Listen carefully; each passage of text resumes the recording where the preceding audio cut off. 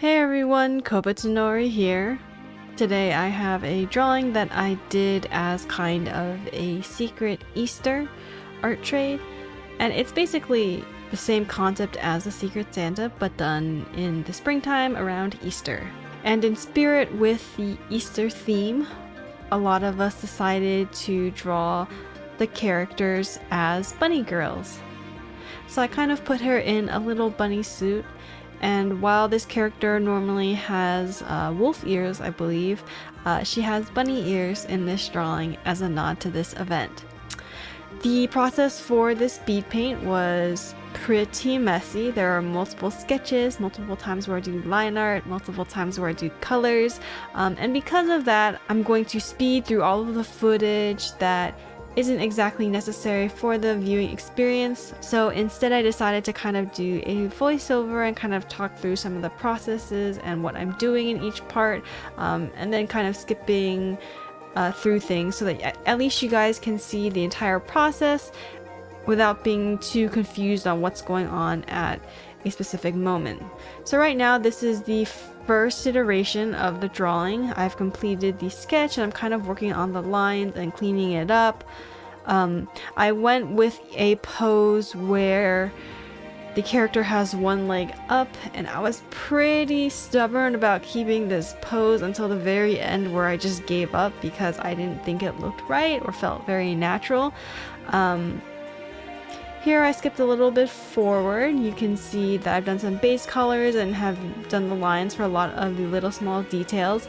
The details are really fun, but I guess at this point in the drawing, the pose is still feeling pretty stiff and not super natural and grounded like I wanted. This character had a lot of accessories, and I thought it would be kind of fun to draw them around her.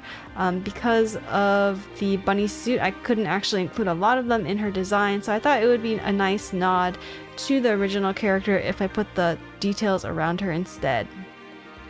Here you can see that I'm kind of trying to develop the background a little bit more. As you can see, it's a little bit of a struggle. I tried to put on this kind of multiply layer for some nice shadows. In the end, I kind of scrapped this idea because I wasn't a huge fan of how it was turning out. Instead, I kind of used a more pink shadow at the end because it fit a little bit better with the Sakura theme. So this is kind of where I started the second sketch. I was kind of reworking the lines in the first idea, decided that it was too stiff, I didn't really like it, so I tried editing the pose.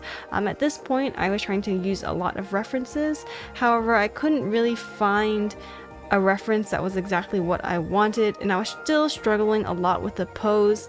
You can kind of see that I added a little bit more meat to the leg to be a little bit more anatomically correct, but even then, I still wasn't really able to figure it out. And then here you can finally see that I'm giving up on having only one leg up, and I'm starting to put both legs up just because I think the pose folding will be a little bit nicer like this. I think the main lesson that I learned from this is that it's important to really think about the posing that you want as well as the composition from the very start. Trying to piece it together towards the end usually doesn't work that well, and that was a hard lesson that I kind of learned here. Doing the lines and the coloring only to decide that you don't really like the pose or the composition, and then you have to rework it back from the sketch isn't really the most fun experience. I'm the type of person that really likes to spend a long time on drawings until I'm really happy with them. So this is just kind of how I function sometimes, but it's definitely not the most efficient way. I think this here is probably the final pose that I decided on, where the girl is kind of resting her arms on both legs. It's a little bit more natural than the other poses. It's not quite as natural as I would like, but I was having a really hard time finding some proper references. That's something else that I would also like to emphasize, is that references are very important, and especially for more static poses, they need to feel more grounded and natural, and it's a little bit harder to do like gesture drawings with them, and for that reason it's really good to have a reference or two. Anyways, I think from here on out in this speed paint, it'll be pretty smooth sailing. So it'll be just like my other speed paints. I hope you guys didn't mind the skipping around in the earlier parts of the speed paint. I hope you guys enjoy seeing some of the earlier iterations of the sketches. Sometimes the speed paint works a little bit better if I cut those parts out, but for this one, this pose was kind of built on all of those previous iterations, so it made sense to me to try to keep those parts in and show you guys bits and pieces of it. To be honest, I wasn't actually sure if this speed paint would ever make it to fruition for a number of reasons. First off, the process was kind of a mess, and when the process is a mess, it's a lot harder to make into a nice speed paint for people to watch.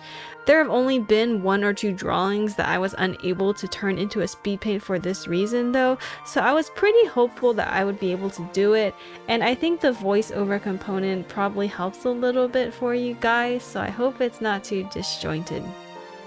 The second reason why I wasn't really sure if the speed paint would ever make it to my YouTube channel is because I was actually almost done with the speed paint and then Premiere Pro crashed and it wouldn't open again, so I decided to restart my computer, and when I restart my computer, the entire folder was gone.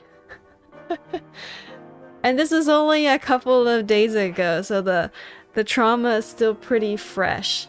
It was actually really strange because the not only was the Premiere file gone, but the autosave folder was also gone. And then also even the original footage that I used was gone.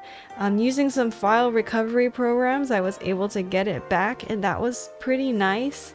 But I wasn't able to get the actual Premiere Pro file back, so I had to rework the entire thing from scratch. But because of that, I switched to DaVinci and it's working a lot better. It's actually really nice. It's a free program that my friend recommended to me, and it's been going good. I will also kind of mention that I don't actually think it was Premiere Pro that deleted my folder. I think yesterday I opened up my external drive on my computer and I found that more files were disappearing, and that's when I kind of realized that my drive might actually be corrupting my files and deleting them. So I actually switched programs for no reason, but it's okay because I'm actually really liking DaVinci Resolve. But also, more speed paint footage is gone. And that's actually never happened to me. I'm usually really good about recording my speed paints and making sure they make it into full speed paints, but unfortunately some good speed paints were lost in that.